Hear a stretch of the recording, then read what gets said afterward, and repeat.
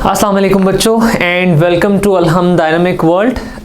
आज हम chapter number 6 से फर्स्ट ईयर केमिस्ट्री के लेक्चर नंबर 8 रिकॉर्ड करेंगे और आज हमारा जो टॉपिक है दैट इज़ कोवेलेंट बॉन्डिंग।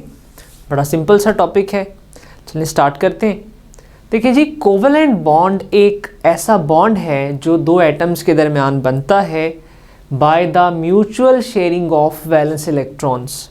जब भी कोई से दो एटम्स अपने वैलेंस इलेक्ट्रॉन्स की म्यूचुअल शेयरिंग करते हैं, यानी शेयर्ड पेयर जो है उसमें दोनों एटम्स का कंट्रीब्यूशन होता है।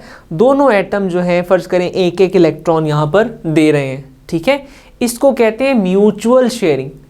तो दो एटम्स के दरमियान वैलेंस इलेक्ट्रॉन्स की म्यूचुअल शेयरिंग से बनने वाले बॉन्ड को हम कह देते हैं कोवेलेंट बॉन्ड, ठीक है जी। तो कोवेलेंट बॉन्ड बनाने की वजह क्या है, आखिर एटम इन इलेक्ट्रॉन पेयर्स को या इलेक्ट्रॉन्स को शेयर क्यों करते हैं, एटम्स के दरमियान इलेक्ट्रॉन्स की म्यूचुअल शेयरिंग क्यों होती है?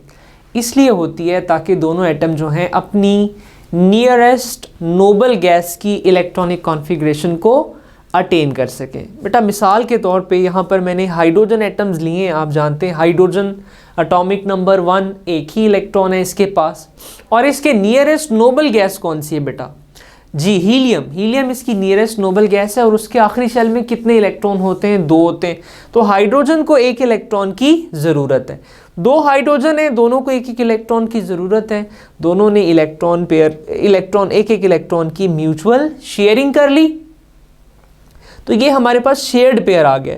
बेटा शेयर्ड पेयर दोनों एटम से बिलोंग करता है, तो इस तरह से दोनों एटम्स के पास अब कितने इलेक्ट्रॉन हैं? 2, और दोनों की कॉन्फ़िगरेशन कैसी हो गई है? हीलियम जैसी हो गई है। तो दोनों हाइड्रोजन जो है वो स्टेबल हो गए और ये आपस में बॉन्डेड हो गए और बन गया है हाइड्रोजन मॉलिक्यूल।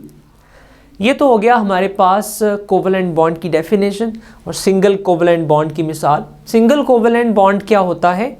जब बॉन्डेड एटम्स आपस में सिर्फ एक एक इलेक्ट्रॉन की म्यूचुअल शेयरिंग करें, या यूं कहिए कि जब बॉन्डेड एटम्स के दरमियान एक ही शेयर्ड पेयर होता है, तो इस तरह के बॉन्ड को हम कह देते हैं सिंगल कोवेलेंट बॉन्ड। लेकिन कभी कभी एटम्स अपना ऑक्टेट कंप्लीट करने के लिए या इलेक्ट्रॉनिक कॉन्फ़िगरेशन को नियरेस्ट नोबल गैस जैसा करने के लिए एक से ज़्यादा इलेक्ट्रॉन्स की शेयरिंग भी कर सकते हैं ईच एटम, ठीक है। यानी शेयर्ड पेयर्स की तादाद जो है वो एक से ज़्यादा भी हो सकती है। तो अगर 2 बॉन्डेड एटम्स के दरमियान 2 इलेक्ट्रॉन पेयर्स शेयर हो रहे हैं, तो इसको हम कह देंगे डबल कोवेलेंट बॉन्ड। मैं रिपीट करता हूँ, अगर 2 एटम्स के दरमियान 2 इलेक्ट्रॉन पेयर्स की शेयरिंग हो जाए तो इसे हम कहते हैं डबल कोवेलेंट बॉन्ड। इसको एक मिसाल से ज़रा समझते हैं। देखिए यहाँ पर हमारे पास ऑक्सीजन मॉलिक्यूल है, ये O2। इसमें 2 ऑक्सीजन के दरमियान में कितने इलेक्ट्रॉन पेयर शेयर हो रहे हैं? ये आपके सामने ये शेयर्ड पेयर है। ये कितने हैं जी? 2 पेयर हैं, 4 इलेक्ट्रॉन्स हैं।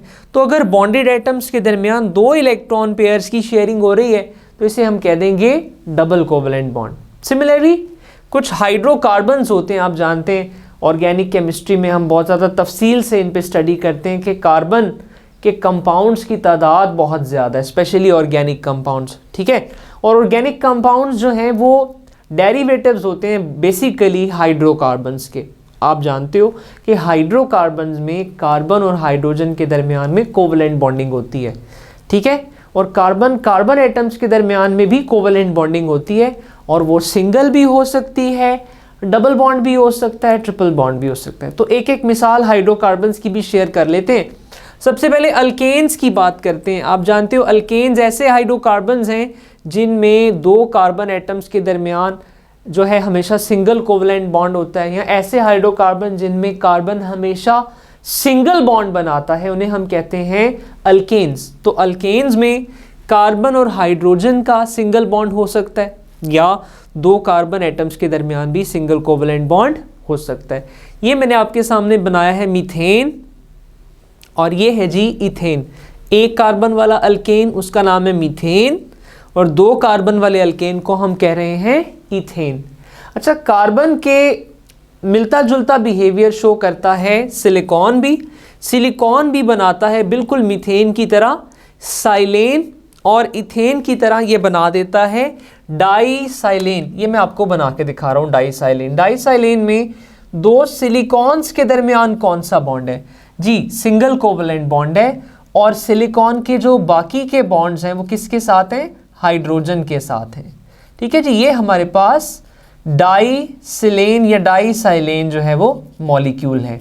ठीक है जी, तो पता चला कि कार्बन की तरह सिलिकॉन एटम्स भी कैटिनेशन कर सकते हैं, या यूं कह लें कि अपने जैसे सिलिकॉन एटम्स के साथ सिंगल बॉन्ड बनाकर एक लंबी चेन बनाने की प्रॉपर्टी रखते हैं। ठीक है जी, उसके बाद हमने बात करनी है ट्रिपल कोवलेंट बॉन्ड की। देखें, अगर दो बॉन्डेड एटम्स के दरमियान 3 इलेक्ट्रॉन पेयर्स की शेयरिंग हो रही है तो इसको हम कह देंगे ट्रिपल कोवलेंट बॉन्ड। शाबाश। तो हाइड्रोकार्बन से भी इसकी मिसाल ले लेते हैं। ऐसे हाइड्रोकार्बन जिनमें दो कार्बन एटम्स के दरमियान 3 इलेक्ट्रॉन पेयर्स शेयर हो रहे हैं उनको हम कहते हैं अल्काइंस। ठीक है, ये एक अल्काइन मैंने आपके सामने लिखा है इथाइन, 2 कार्बन वाला अल्काइन है और 2 कार्बन एटम्स के दरमियान कितने पेयर शेयर हो रहे हैं जी? 3 पेयर्स शेयर हो गए। तो यहाँ तक हमने ये पढ़ लिया कि दो एटम्स के दरमियान इलेक्ट्रॉन्स की म्यूचुअल शेयरिंग से बनने वाले बॉन्ड को कोवलेंट बॉन्ड कहते हैं।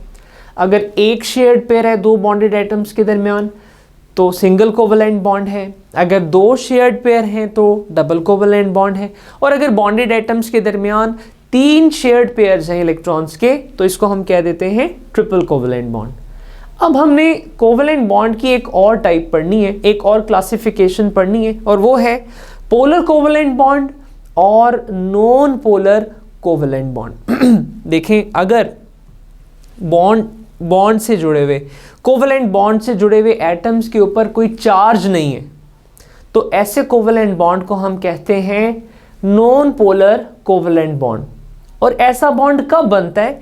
जब दो जुड़ने वाले एटमों के दरमियान जो शेयर्ड पेयर होता है वो इक्वली डिस्ट्रीब्यूटेड होता है, उसका दोनों बॉन्डेड एटम से फासला क्या होता है?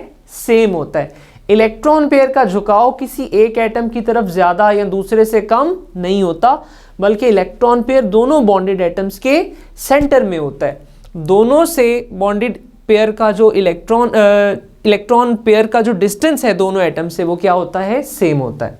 ठीक है, इसे हम कहते हैं सिमेट्रिकली डिस्ट्रीब्यूटेड है। अगर दो एटम्स के दरमियान इलेक्ट्रॉन पेयर सिमेट्रिकली डिस्ट्रीब्यूटेड है तो इसको हम कहेंगे non polar covalent bond. Non polar covalent bond कब बनता है? 2 केसेस होते हैं। एक तो ये है कि जब बॉन्डेड एटम्स के दरमियान इलेक्ट्रोनेगेटिविटी का डिफरेंस ना हो, दोनों की शेयर्ड पेयर को खींचने की सलाहियत सेम हो अगर, तो दोनों एटम के ऊपर कोई चार्ज डेवलप नहीं होगा और ये बॉन्ड क्या होगा जी? ये नॉन पोलर बॉन्ड होगा। और अगर मैं बात करूं कि इलेक्ट्रोनेगेटिविटी का डिफरेंस तो है दो एटम्स में, लेकिन मॉलिक्यूल की जो सिमेट्री है वो डाइपोल्स को क्या कर रही है? कैंसल कर रही है, वो पोलैरिटीज को कैंसल कर रही है। Just for the sake of example यहां पे बात कर लेते हैं। कार्बन और क्लोरीन का ये बॉन्ड जो है ये पोलर होता है। ठीक है, from positive atom to negative atom, ये इसका डाइपोल है। और बिल्कुल इसके ऑपोजिट साइड पे एक और बॉन्ड है और वो भी पोलर है कुछ इस तरह से। तो ये दोनों जो बॉन्ड्स हैं एक दूसरे के डाइपोल्स को क्या कर रहे हैं? कैंसल कर रहे हैं। ठीक है, इस मॉलिक्यूल की सिमेट्री की वजह से ये क्या हो जाएगा? Non polar. ये वाला डाइपोल मोमेंट और ये वाला डाइपोल मोमेंट एक दूसरे को कैंसल कर रहे हैं, इस वजह से ये मॉलिक्यूल ओवरऑल क्या होगा? ये मॉलिक्यूल जो है वो ओवरऑल न्यूट्रल होगा। ठीक है जी, 2 केसेस हो गए जो मॉलिक्यूल को नॉन पोलर बना सकते हैं। पहला, एक तो जुड़ने वाले एटमों के दरमियान इलेक्ट्रोनेगेटिविटी का डिफरेंस 0 हो या मिनिमम हो तो बॉन्ड क्या हो जाएगा? Non polar. और दूसरा कि अगर इंडिविजुअल बॉन्ड्स पोलर हैं लेकिन मॉलिक्यूल सिमेट्रिकल है और जो इंडिविजुअल डाइपोल मोमेंट्स हैं वे एक दूसरे को कैंसिल कर रहे हैं तो भी मॉलिक्यूल क्या हो जाएगा? नॉन पोलर हो जाएगा। ठीक है जी। अच्छा, आगे बढ़ते हुए हमने बात करनी है पोलर कोवलेंट बॉन्ड। भाई जाहिर सी बात है कि अगर इलेक्ट्रॉन पेयर सिमेट्रिकली डिस्ट्रीब्यूटेड है शेयर्ड पेयर तो नॉन पोलर बॉन्ड है, लेकिन अगर शेयर्ड पेयर इक्वली डिस्ट्रीब्यूटेड नहीं है, सिमेट्रिकली डिस्ट्रीब्यूटेड नहीं है, एक एटम के इलेक्ट्रॉन पेयर करीब है और दूसरे से दूर हो गया, तो बेटा इस तरह के बॉन्ड को हम कहेंगे पोलर कोवलेंट बॉन्ड।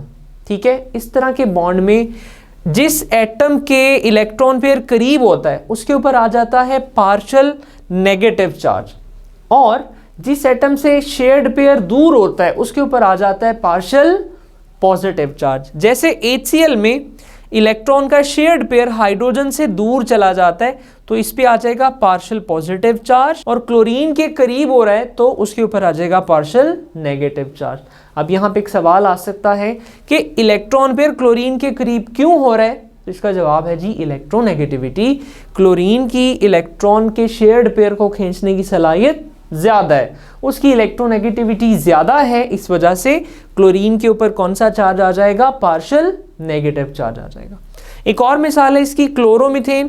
क्लोरोमीथेन का स्ट्रक्चर तो सिमेट्रिकल है, ठीक है, टेट्राहेड्रल स्ट्रक्चर है, लेकिन बेटा जी इसके इंडिविजुअल डाइपोल मोमेंट्स जो हैं वो एक दूसरे को कैंसिल नहीं कर सकते हैं, उनकी पोलैरिटी इक्वल नहीं है, तो सिमेट्रिकल होने के बावजूद ये मॉलिक्यूल जो है वो पोलर मॉलिक्यूल होगा, क्योंकि इंडिविजुअल डाइपोल मोमेंट्स एक दूसरे को कैंसिल नहीं कर पा रहे हैं। तो हमने देख लिया कि कोवलेंट बॉन्ड क्या होता है और उसकी टाइप्स कितनी हैं, single covalent bond, double covalent bond, triple covalent bond. फिर हमने कोवलेंट बॉन्ड की पोलैरिटी पे भी बात की है कि पोलर भी हो सकता है और नॉन पोलर भी हो सकता है। ठीक है, इसमें हमने स्पेशल जिक्र किया है हाइड्रोकार्बन्स का, अल्केन्स, अल्कीन्स, अल्काइंस, और हमने देखा कि उनके अंदर रिस्पेक्टिवली कौन कौन सा कोवलेंट बॉन्ड मौजूद होता है। यही हमारा आज का लेक्चर है, उम्मीद करता हूँ आपको समझ आया होगा। थैंक यू वेरी मच, अल्लाह हाफिज़।